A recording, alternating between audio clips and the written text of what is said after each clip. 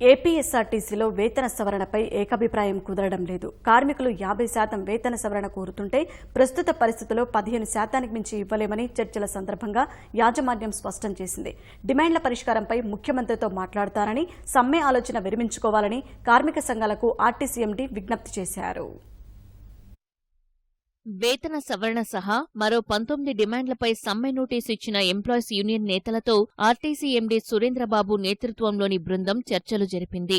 వేతన సవరణ స్థానంలో ప్యాకేజీ ఇస్తామని గతంలో ప్రకటించిన యాజమాన్యం ఈసారి పీఆర్సీపై సానుకూలంగా స్పందించింది. అయితే కార్మిక సంఘాలు కోరినట్లు 50% కాకుండా 15% మాత్రమే ఇవ్వగలమని ఎండీ సురేంద్రబాబు స్పష్టం చేశారు. 15% ఇచ్చినా 500 కోట్ల రూపాయల భారం పడుతుందని వివరించారు. కార్మిక నేతలు మాత్రం తమ డిమాండ్లు న్యాయపరమైనవేనని పునరుద్ఘాటించారు. ఎన్జీఓస్ 43% ఫిట్మెంట్ ఇచ్చింది, మాకు ఫిట్మెంట్ ఇచ్చినప్పుడు కూడా ఎంత వ్యత్యాసాలు ఉన్నాయి, అక్కడ పనిచేసే విధానం ఏంటి, ఇక్కడ పనిచేసే విధానం అన్నీ చెప్పడం కూడా జరిగింది. ఎండీ గారు కూడా కన్విన్స్ అయ్యారు.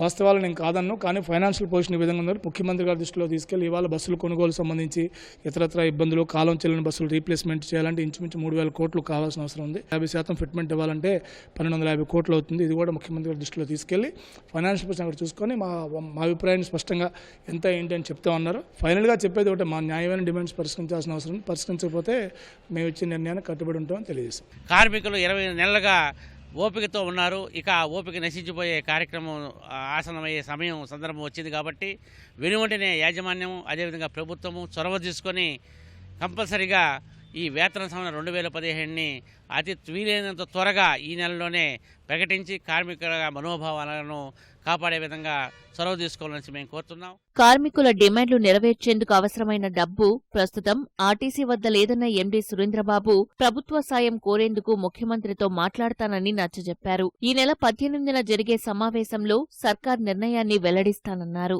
ఒప్పంద కార్మికుల క్రమబద్దీకరణపై ఆదేశాలు జారీ చేస్తామన్న ఎండీ పెండింగ్లో ఉన్న కారుణ్య నియామకాలు చేపడతామని హామీ ఇచ్చారు. ఒక రీజియన్ నుంచి మరో రీజియన్ బదిలీకి అవకాశం ఇస్తామని చెప్పారు. సమ్మె నోటీసు సరికాదని సురేంద్రబాబు ఆక్షేపించారు. కూర్చుని మాట్లాడుకునే అవకాశం మనకు ఉన్నప్పుడు మనం ప్రతిదానికి మనం ఒక ఎక్స్ట్రీమ్కి పోవాల్సిన అవసరం లేదు. మా యూనియన్స్ కానీ మా కార్మికులు కానీ నేను చెప్పేది అదే. వాళ్ళ తరఫున నేను కూడా ప్రభుత్వంతో మాట్లాడి సాధ్యమైనంత మంచి ప్యాకేజ్ మన కన్స్టెంట్స్కి రియలిస్టిక్గా ఉండే విధంగా చేయడం కోసం కృషి చేస్తానని నేను వాళ్ళందరికీ తెలియజేస్తున్నాను. 60 లక్షల మంది ప్రజలు ప్రతిరోజు మన బస్సులో ప్రయాణం చేస్తారు. ఇంతమందిని ఇబ్బంది పెట్టి మన కోరికల కోసం మనం వాళ్ళని ఇబ్బంది పెట్టేది భయం కాదు.